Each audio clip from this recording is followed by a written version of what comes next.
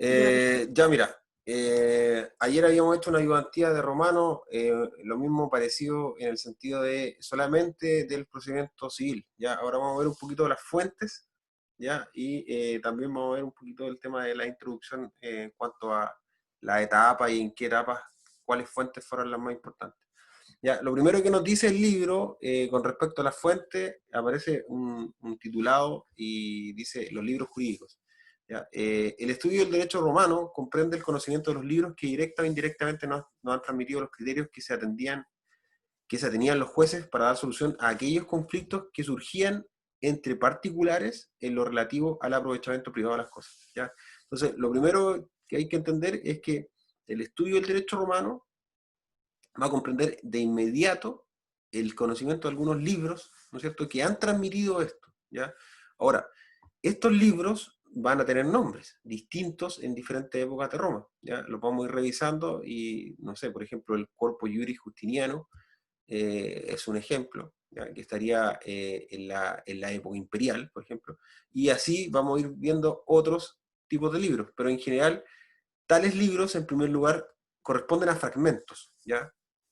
Que, por ejemplo, el Corpus Juris Justiniano va a ser un fragmento de personas que tenían un conocimiento especial en Roma, en este caso los jurisprudentes, o los juristas de partida, ¿ya? Y luego algunas obras de profesores que van a intentar explicar estos mismos libros, ¿ya? Entonces, tenemos como, en este caso, en primera instancia, los libros directos o obras escritas por personas van a ser fuentes directas o estrechas de fuentes de Roma, ¿ya? Ahora, en torno a las instituciones y las leyes, también tenemos fuentes directas en cuanto a que estas mismas instituciones que crearon los romanos y que en otras situaciones regulaba como conjunto de leyes. Hay que recordar que las leyes en Roma eran publicadas, o sea, eran votadas en primera instancia por la Comitio Curatia, ¿ya? O la Comicio Curiata, que generalmente era el pueblo, ¿ya? Pero era a proposición de un magistrado. Entonces, muchas de estas leyes o estas instituciones que se creaban, cuando hablamos de institución, nos referimos a un cuerpo completo. Por ejemplo, en institución podríamos decir un procedimiento completo, ¿ya? Por ejemplo, el procedimiento formulario. ¿Está? Y en ese caso, ¿cómo se resolvía los conflictos de violencia privada a través de esta casuística o estas suerte de fórmulas con que iban atribuyendo soluciones? Entonces, te fijas que todos estos fuentes son los que nos deja, o por lo que conocemos el derecho romano, ¿ya?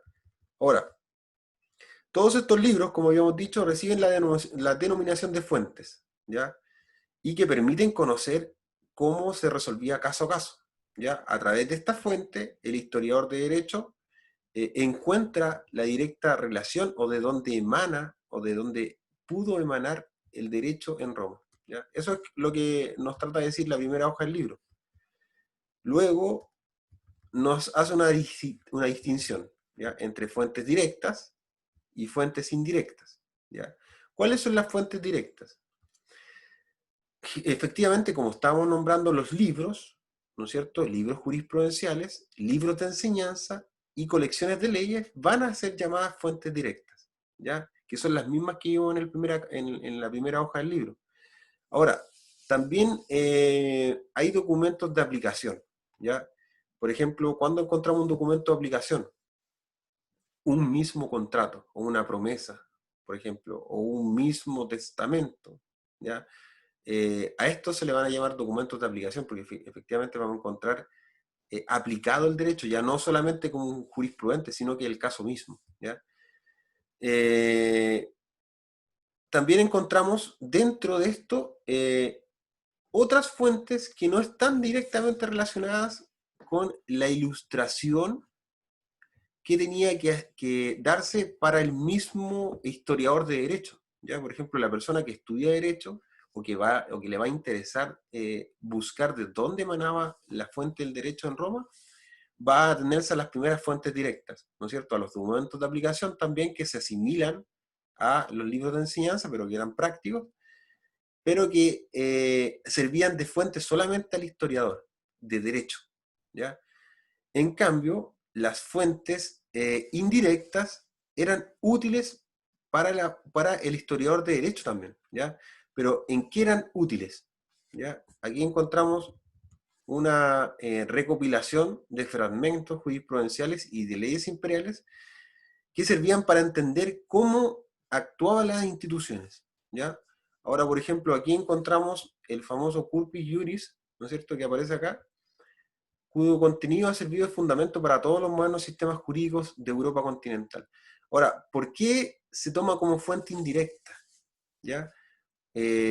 Para que tú entiendas, muchas fuentes indirectas estaban destinadas a ilustrar, ¿no es cierto?, a la toma del caso del juez. Por ejemplo, muchas veces los romanos buscaban o escudriñaban, ¿no es cierto?, dentro de estas mismas fuentes que servían para aprovechar al historiador de derecho en cuanto a que cómo podía obrar el juez, cómo decidía, ¿cachai? Pero que no servían de fuente directa en cuanto a no encontrar ahí una norma que en cuya aplicación pudiera no solamente ilustrar al juez, sino que a las personas, al historiador de derecho en el sentido amplio, en cuanto a aprender cómo se aplicaban las normas en Roma, ¿ya? Entonces, para dejarlo en resumen, fuente directa va a ser aquella fuente en donde emana directamente el derecho. Y ahí encontramos tres clases: los libros jurisprudenciales, los libros de enseñanza del derecho y las colecciones de leyes. También se agregan los documentos de aplicación, ¿ya? Luego, en cada etapa vamos a ir viendo qué libros de enseñanza o qué libros jurisprudenciales van a llamarse fuentes directas en cada etapa, ¿ya? Ahora, las fuentes indirectas van a ser aquellos libros que no están destinados efectivamente a la ilustración del juez, pero que sirven al historiador de derecho para saber en qué marco podíamos importarlo, ¿ya? Y ahí vamos a encontrar con diferentes tipos de fragmentos que no van a llamarse ya más documentos que emanen directamente del derecho, pero sí nos vamos a encontrar que nos van a poner en contexto, ¿ya?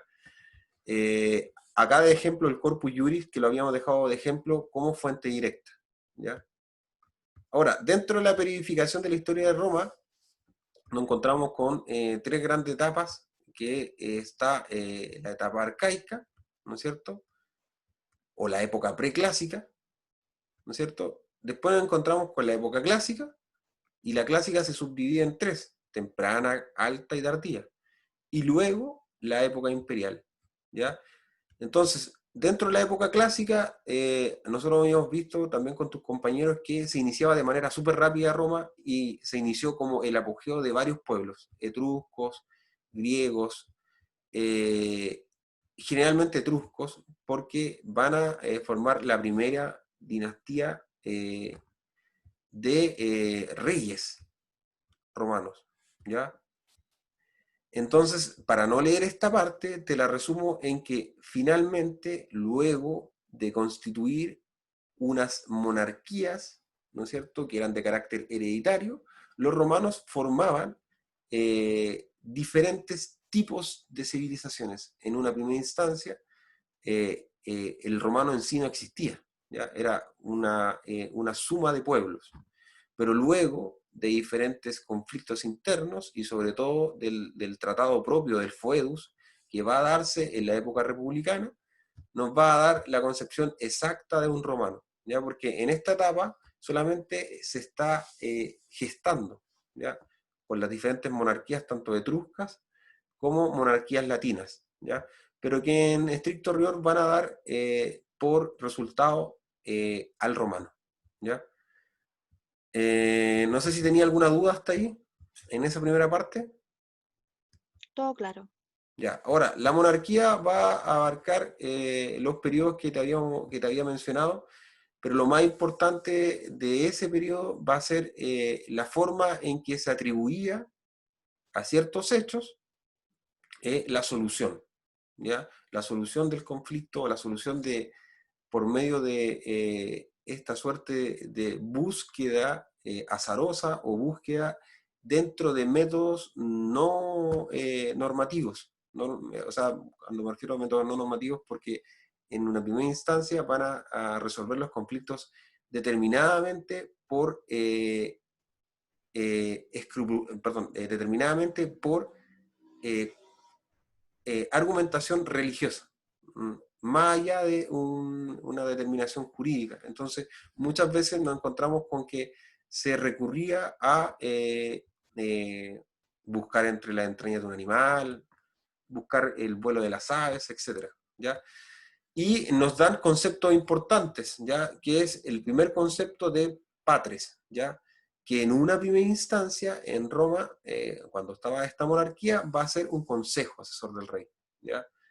Y las curias, que van a ser el conjunto de gente mayoritaria que va a ponerse en la posición de gente que reúne, que en una primera instancia estaba formado por solo varones, como coviria, y que va a elegir los cargos menores, ¿ya? Recordando que en Italia, o sea, perdón, que en Roma, lo principal era el rey, el monarca era hereditario, por ende, lo que tenemos que entender en primera, o sea, a lo más importante va a ser cómo se elegía el rey, ¿ya?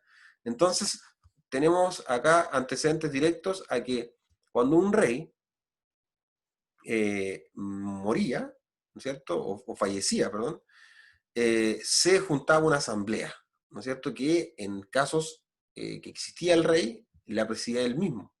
Y en otros casos, cuando el rey no existía, la presidía un rey que va a ser designado por la comicia curiata como un interrex o un rey interino, ¿ya? Y lo van a elegir a través de una ley, que es la Lex Curiata de Imperio, ¿ya?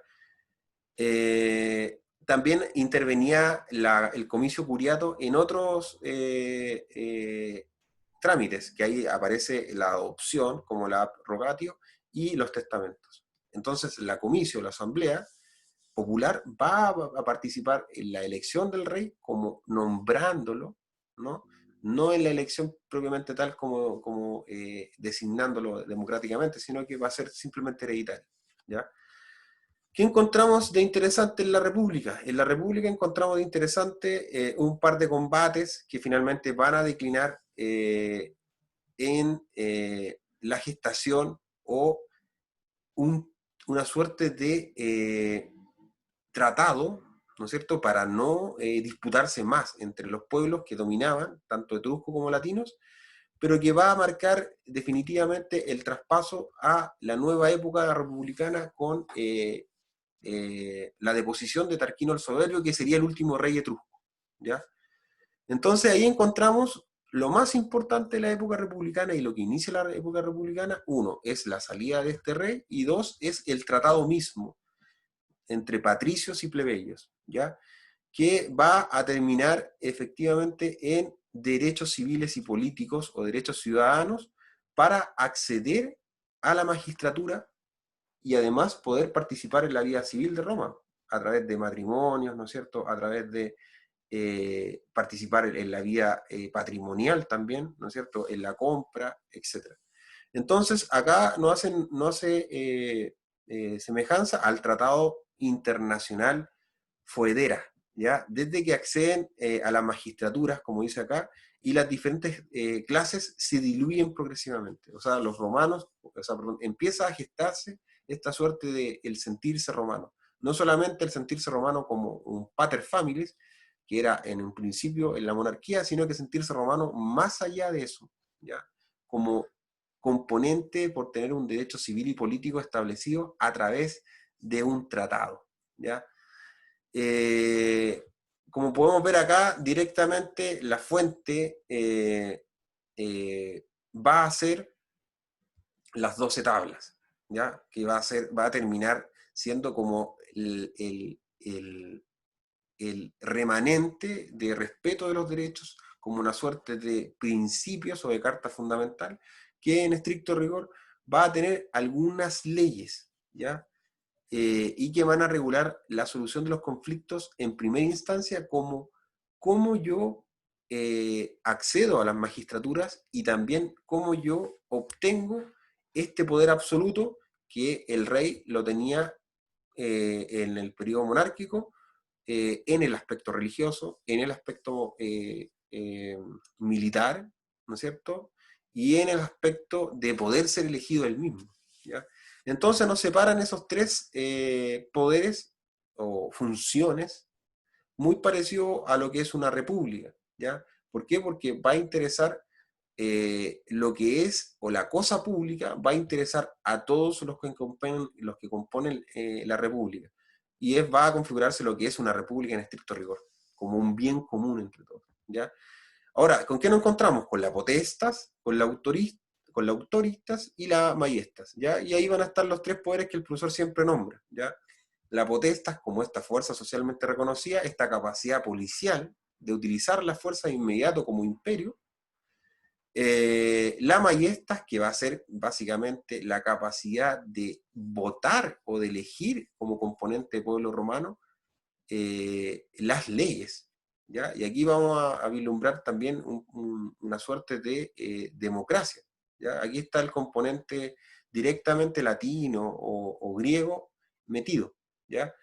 Y la autoristas, que va a ser efectivamente aquel saber reconocido, ¿ya? Y que no solamente lo van a tener los pater families, que eran los asesores del rey, que van a pasar a formar el Senado, ¿ya? Y que van a ser un poquito arbitrarios en cuanto a que van a ser vitalicios, ¿ya? Y ahí encontramos uno de los principales fuentes de abolición de los mismos emperadores o de los mismos cargos públicos que van a venir eligiendo en la época republicana. Ya sabemos que muchas de las muertes que se daban en Roma de los magistrados estaban determinadas en el Senado. Por eso se habla que el Senado tiene un poder que es este ex magistrados que van nuevamente a ocupar cargos y que van a formar coaliciones para que ciertas clases sean aún dominantes, ¿ya? Ahora, ¿con qué nos encontramos? Dentro del Senado, bueno, acá aparece una descripción. Generalmente lo único que tienen que saber es que el producto del Senado va a ser el Senado consulto, ¿ya? Que va a ser un dictamen y que va a formar parte directa como fuente formal en la época republicana. ¿Alguna consulta hasta ahí? Franco, Dime. sí, Franco, yo mira, todavía no entiendo, ¿podría subir un poquito la diapo para leer arriba la potestas? Esa, siempre habla el profe de potestas y todavía no sé, las potestas del magistrado es, es como lo que él dice, como lo que él hace, como una ley. ¿Qué es lo que es la potestad en todo esto? Por Ya, ejemplo, dice las potestas del magistrado, las maiestas. No, todavía no entiendo esa parte, por favor, si eres tan amable. sí, no hay problema. Mira, en un primer momento en Roma, como habíamos visto acá en la época monárquica, ¿no es cierto? Existía lo propio de una monarquía. Lo propio de una monarquía es concentración de poder, ¿ya? En cuanto a un sujeto, ¿ya? Para pasar a ser república, los romanos pasaron por conflictos internos, ¿ya? En cuanto a que habían, pues, no sé, monarquías dominantes sobre otras, ¿ya? Había una monarquía latina y había una monarquía etrusca. Entonces el proceso de formación de la república empezó a interesar como un rescate o un respeto por los derechos de las personas frente al monarca, ¿ya? Porque cuando hablamos de monarquía, las personas no tienen derechos, ¿ya? No tenían derechos civiles, pues eran simplemente súbditos. Entonces, en esa posición, ninguna era libre, ¿ya?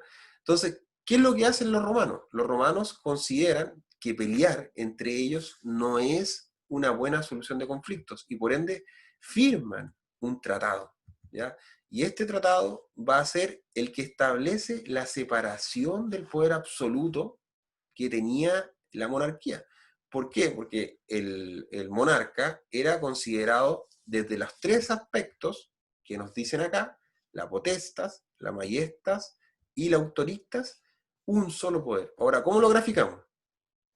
Para graficarlo y para entenderlo, vamos a tener que venir un poco a sacar a colación las funciones estatales actualmente en Chile, ¿ya?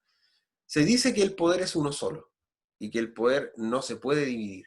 lo que se divide son las funciones, ¿ya? Entonces, dentro de las funciones estatales, actualmente en el Estado moderno, nos encontramos con tres funciones totalmente delimitadas, sobre todo en los regímenes presidencialistas y en los estados unitarios, ¿ya? ¿Cuáles son estas funciones delimitadas? En primer lugar nos encontramos con, ya todos saben, en intro se los pasaron, la función ejecutiva, la función judicial y la función legislativa. Si los separamos en estricto rigor, la función ejecutiva sería muy parecida a la potestas. ¿Por qué? Porque es la capacidad de ejecutar órdenes directas solamente reunidas o fundamentadas en una fuerza, ¿ya? Entonces, podríamos decir que la fuerza, como habíamos visto en Introducción al Derecho, no era solamente una fuerza que podía ser una fuerza física o psicológica, sino que era la capacidad de hacer o mandar a hacer a otro sin preguntar o sin dar fundamentos. Entonces, la fuerza que se reconoce como la potestas es esta capacidad directa de generar órdenes, como las leyes, de carácter particular o a veces general, que iban directamente relacionadas a los mismos ciudadanos. Entonces, cuando nos hacen alusión al nombre de imperium, es un atributo sustancial que tienen los que dirigen el ejército. Entonces, hay dos tipos de fuerzas en Roma que se divide la potestas. Una es la fuerza militar y la otra es la fuerza policial, que va a radicar simplemente en la ciudad de Roma, ¿ya? El magistrado romano va a tener solamente poder o imperio sobre los ciudadanos romanos en un conjunto delimitado territorialmente como la ciudad de Roma, esta forma cuadrada que tenían los romanos, y el jefe del ejército, que va a ser la contraposición, va a establecer como una suerte de freno y contrapeso a este poder que tenía dentro de la ciudad romana, y el militar no va a poder utilizar su poder dentro de la ciudad romana, solamente en las campañas. Entonces, por eso nos tratan de decir, uno, como la fuerza socialmente reconocida. ¿Por qué? ¿Por qué reconocida? Porque lo establecimos así en el foedus, en el tratado, ¿ya? Nosotros mismos renunciamos a nuestros derechos, tal y como se hace en derecho político, como este momento en que vivíamos en un estado de naturaleza, y luego del estado de naturaleza decidimos hacer un contrato social y organizar este tipo de soberanía que podemos tener cada uno y de tomar la libre elección y atribuírselo a magistrados o a personas que van a ser elegidas como con cargos públicos y que van a tener imperium. Otros van a tener autoristas, ¿ya? Y otros imperium. Entonces, cuando entendemos la potestad, entendemos directamente como una fuerza directa que no necesita un fundamento y que está socialmente reconocida en el foedus o en la carta. ¿Lo entienden así? ¿Lo puede entender así ahora? Ahora sí, Franco. Sí, ahora lo Entonces, entiendo. Sí, se sí, sí. dividiría en dos. Una en la potestas que ejerce el magistrado dentro de la ciudad de Roma, y otra que va a ser el imperium, que va a radicar en el mando del ejército, ¿ya? Hay que recordar que el pretor urbano va a tener la capacidad también policial, ¿ya? Va a dar órdenes directas y va a tomar atribuciones policiales dentro de la ciudad de Roma.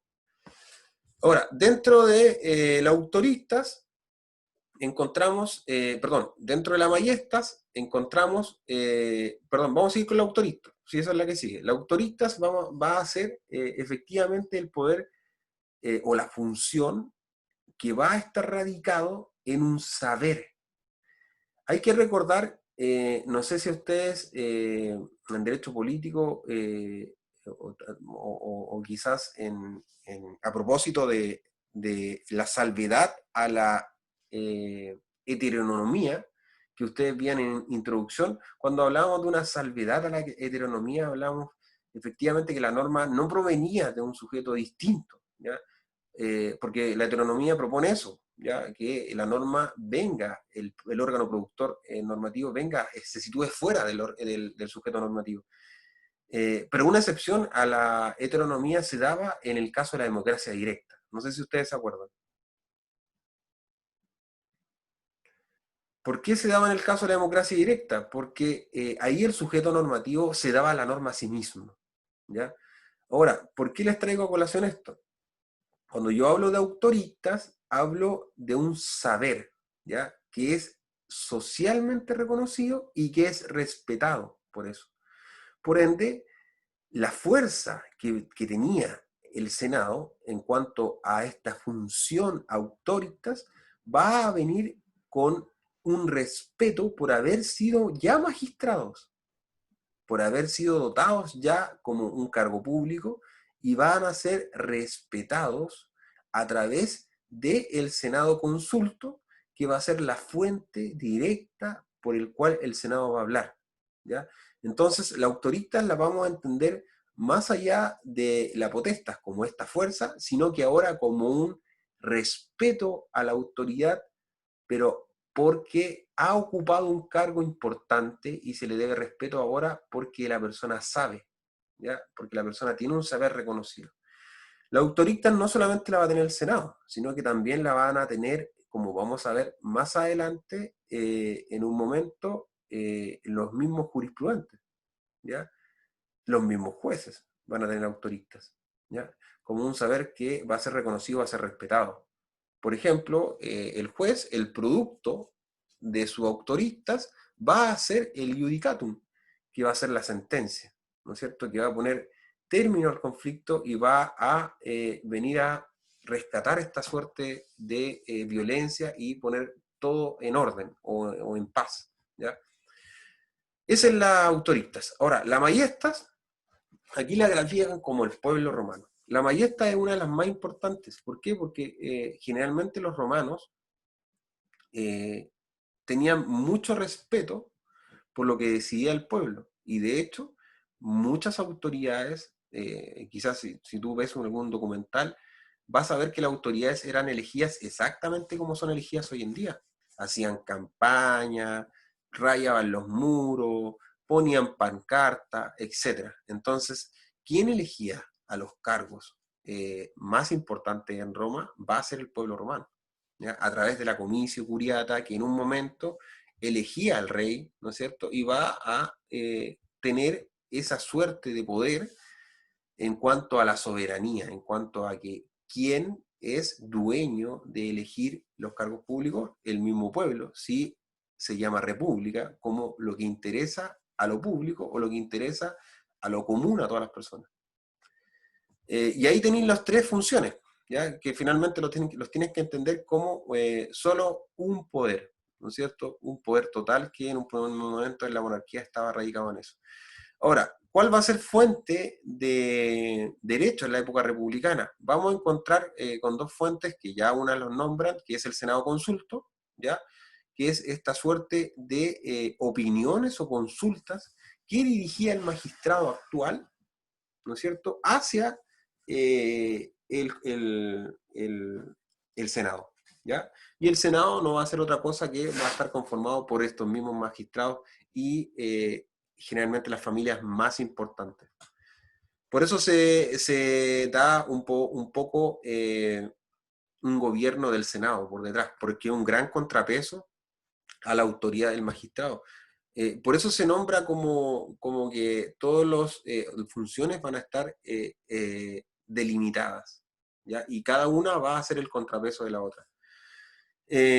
Ahora, acá vamos a ver un poquito, dice, interviene muy especialmente en la asignación de los gobernadores de las provincias, promagistrados, en las relaciones internacionales, en las cuentas públicas y en las situaciones de emergencia. ¿Por qué digo esto? Porque esto va a ser súper importante en cuanto a que el magistrado, los magistrados más importantes, van a ser los cónsules o pretores con facultades más amplias que el pretor urbano, ¿ya? Van a ser llamados cónsules porque cada uno va a tener veto sobre cada uno. Van a elegirse dos cargos, dos magistrados que van a tener poder sobre la dirección de Roma, en cuanto a las conquistas, en cuanto a las campañas, en cuanto a las nuevas provincias anexadas. Entonces el Senado va a intervenir en todas esas relaciones. Por eso es tan importante y por eso va a ser el contrapeso. Y las situaciones de emergencia. Actualmente, por ejemplo, acá en Chile nos vemos en una situación de emergencia en general en todo el mundo en cuanto a la pandemia. En las situaciones de emergencia generalmente son situaciones en que hay una anormalidad en cuanto a la designación de los cargos.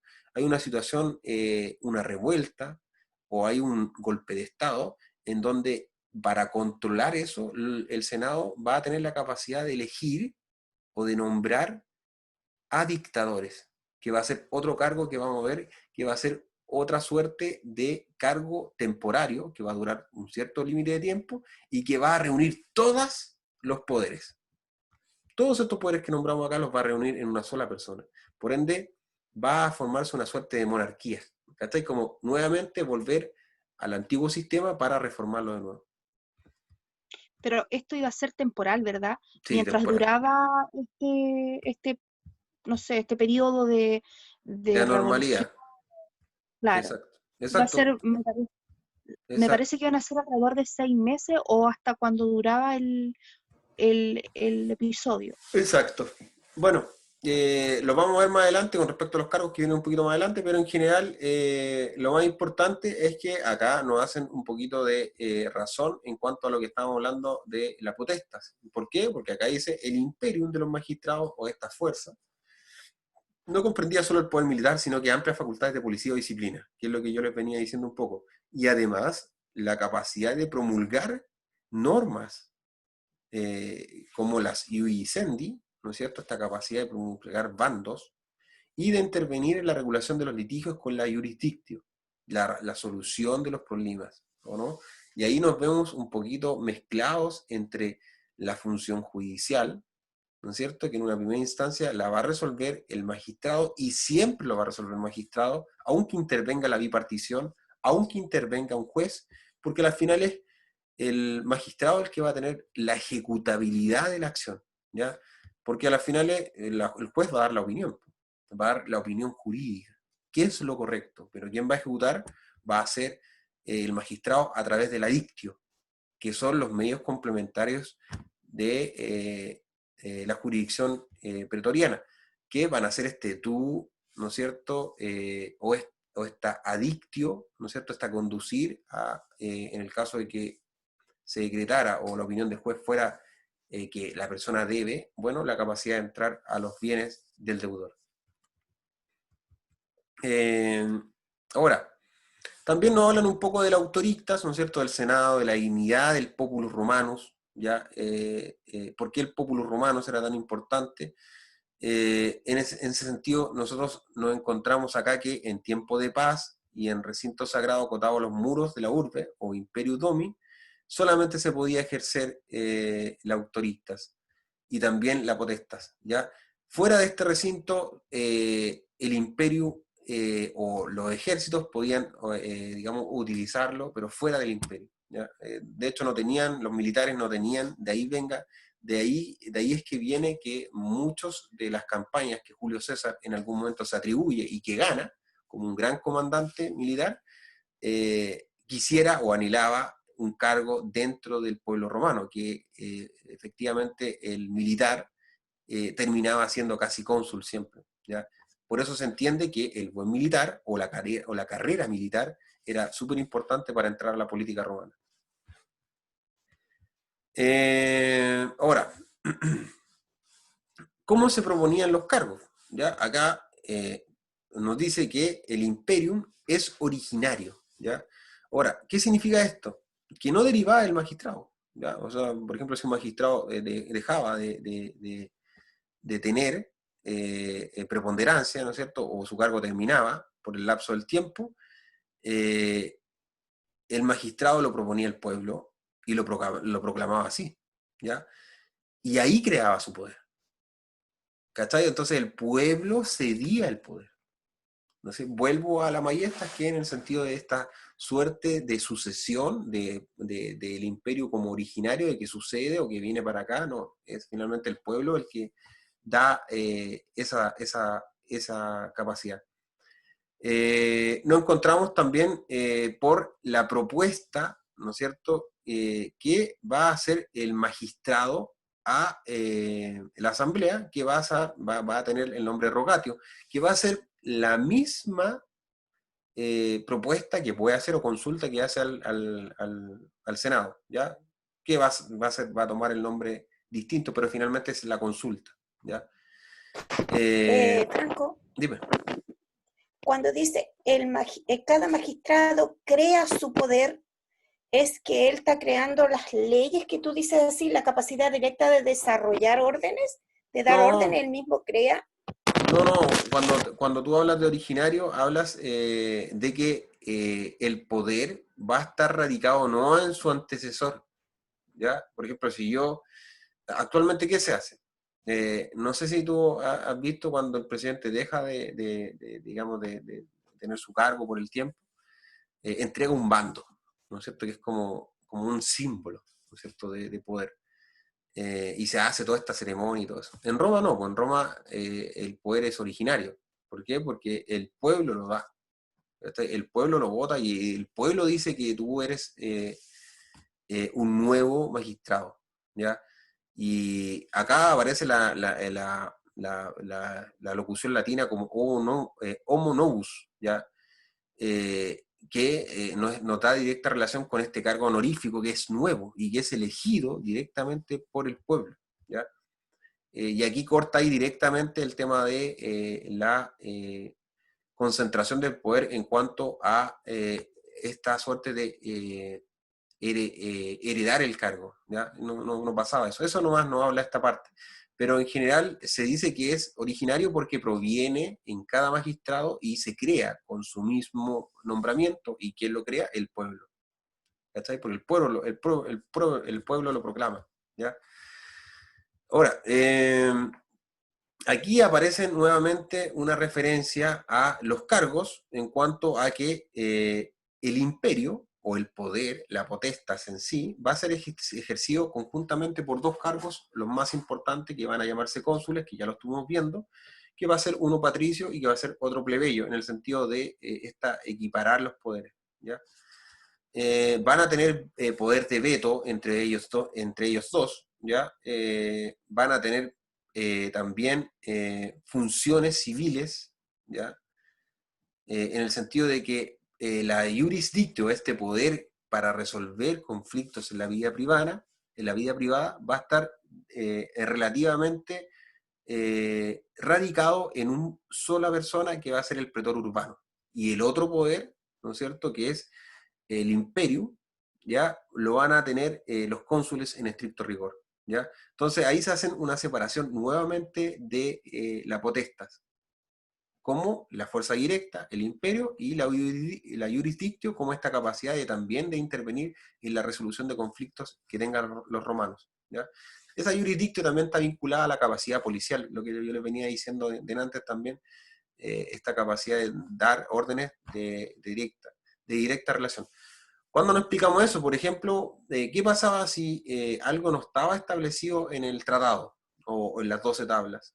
¿Cómo el pretor iba a resolver este caso? ¿Cómo el pretor iba a dar resolución si no estaba contemplado por las 12 tablas? Bueno, el pretor va a dar resolución a este caso por medio de acciones que él va a crear y que van a provenir de la jurisdictio, que es esta capacidad de dar órdenes. ¿Cachai? Entonces ahí el pretor va a crear y ahí encuentra su fuente mayor de por qué el pretor es tan importante, porque el pretor va a ser importante porque va a tener la capacidad de crear, va a ser un hombre libre y que va a andar resolviendo mediante la casuística ciertos casos, ¿ya? Ahí está el tema de... Consulta, Dime. consulta, Franco, aparte de crear leyes, o sea, cuando tú me dices que había un vacío, yo lo interpreto como un vacío de la jurisprudencia de aquellos años, el pretor podía consultar a los mores maiorum para poder resolver el litigio o para ver si es que a lo mejor había alguna solución en la jurisprudencia antigua Ya, o no necesariamente. mira, teníamos por un lado como... los romanos siempre generalmente fueron como bien rituales para sus cosas, ¿ya? De hecho, los morum maiorum estaban establecidos las 12 tablas. Las 12 tablas eran la concreción fáctica, es como la concreción positiva, podríamos decir, ¿ya? Porque los moros mayores eran una tradición, ¿no? Era un boca a boca, ¿ya? Entonces, básicamente los moros mayores van a estar establecidos en las 12 tablas, va a ser casi lo mismo, es lo mismo, de hecho. Entonces, por qué no hacen esa separación? Porque los moros mayores van a predominar generalmente en la época arcaica, ¿no es cierto? Y van a seguir siendo una tradición fuertemente arraigada en cuanto a una decisión ritual de las cosas. Nos vamos a encontrar, por ejemplo, en las primeras acciones de la ley, que establece las 12 tablas, referencia directa a los moros mayores, como esta capacidad de resolver ciertos casos por medio de conflictos, o sea, por el medio oracular, ¿ya? Ahora, cuando tú hablas de jurisprudencia, hablas como de un conjunto, ¿no es cierto?, de soluciones jurídicas prácticas que se le daba a la vida de las personas. Pero la jurisprudencia no nace en ese tiempo, nace mucho más adelante, ¿ya? Y la vamos a ver a propósito de la creación ya directa de algo que ligaba a los juristas, ¿ya? Que va a ser directamente el judicatium, ¿ya? ¿Por qué el judicatium va a unir a los juristas? Porque es la interpretación jurídica, ¿ya? El pretor, si bien es cierto, va a dar una solución casuística, va a estar en estricta relación con las 12 tablas. El pretor no va a hacer otra cosa que las 12 tablas, ¿no? Y lo que las 12 tablas, el pretor va a aplicar. No sé si me entendí. O sea, el pretor tampoco va a ser alguien que pueda dar solución de manera analógica a los conflictos, o de manera, perdón, da solución de manera analógica a los conflictos. ¿A eso qué me refiero? Que el pretor no va a ser un jurista, ¿ya? El pretor va a ser simplemente un cargo, un magistrado, que va a dar solución por medio de la potestas, o esta capacidad de dar solución a los conflictos, porque va a ser el único que va a poder darlo, ¿ya? Mediante la dictio, o esta capacidad de decir, sí, hagámoslo así, yo digo que es así, ¿está? Pero la opinión jurídica la va a dar el juez. Entonces, realmente la jurisprudencia va a estar establecida por estos precedentes jurídicos, ¿ya? Si bien es cierto, el pretor va a, con la casuística, con esta analogía, soluciona los conflictos, pero lo va a dar en estricto rigor en primera instancia con las 12 tablas, después con la casuística, ¿no es cierto? Y después la va a dejar determinadamente a una opinión de un juez. Entonces ahí vemos una evolución, ¿ya? Por ejemplo, acá en Chile, en el derecho penal, se establece una prohibición de la analogía. ¿Por qué? Porque nosotros no podemos resolver casos basados en casos anteriores, ¿ya? La analogía establece eso. Yo resuelvo casos, o es un modo de interpretar los casos mediante casos que sean similares, ¿ya? No así, por ejemplo, que va a ser un precedente directo europeo, la solución de los conflictos que se llevan a cabo en Inglaterra, con el establecimiento de un precedente jurídico para resolver los casos. Y esto se va a llamar el common law. Finalmente ellos van a En resolver Estados sus... Unidos igual que... Exacto, En Estados Unidos igual que... exacto. Entonces ellos van a resolver sus casos mediante la casuística. Por ende ellos no tienen leyes en directa relación, no necesitan leyes. No sé si me entendí. Ahí hay una diferencia abismante en cuanto a somos un país, o somos Latinoamérica en general, un país estrictamente derivado del positivismo y de esta capacidad de generar soluciones a los conflictos de la vida privada, a los conflictos de la vida de los hombres en general, llámese conflictos patrimoniales, conflictos penales, conflictos familiares, etc. De ahí van a radicar las diferentes ramas del derecho. Pero en Roma se está gestando recién, entonces a las finales el precedente directo y el precedente más importante va a ser en la época republicana lo que hace el pretor con la casuística, ¿ya? Ya, entonces, en primera instancia, el pretor se va a dirigir para resolver un caso a la ley de las 12 tablas, luego una solución casuística y en tercera, la opinión del juez. ¿O estoy equivocada? Lo tienes que ver como evolución Sí. histórica, ¿ya? ¿A qué me Ya. refiero? En un primer momento el pretor va a echar mano a lo que tiene, ¿ya? ¿Y qué es lo que tiene? Las 12 tablas, ¿ya? Y cuando no hayan casos que puedan cubrir el pretor en las 12 tablas, va a innovar. Y al innovar, ¿qué es lo que va a hacer? Va a crear derechos. ¿Ya? Al igual que crean a través de las decisiones que van tomando los pretores, van a ir tomando formas de solución de conflicto que van a tomar el nombre de derecho pretoriano y que se va a juntar con el derecho de las 12 tablas y que va a terminar generando otros tipos de derechos. Por ejemplo, el derecho gentium, el ius gentium, el derecho de gentes, el ius civile, ¿no es cierto?, que va a ser la derivación exacta de las 12 tablas y que va a ser en un momento el derecho original de Roma. Y la aplicación del derecho pretoriano va a estar radicada simplemente a casos específicos. ¿Cachai? Entonces, la evolución, todo tenemos que entenderlo como evolución nomás, ¿ya? La idea es esa, la idea es entender cómo el pretor va a contribuir. Bueno, ahí también van a ver que se va a dar, ¿no es cierto?, el pretor peregrino, que es la otra figura que va a aparecer en estricta relación con el pretor urbano. ¿Por qué? Porque van a poder vetarse, ¿ya? ¿Qué significa esto? Que si alguien decía algo y el otro no está de acuerdo, va a poder anular la decisión, ¿ya?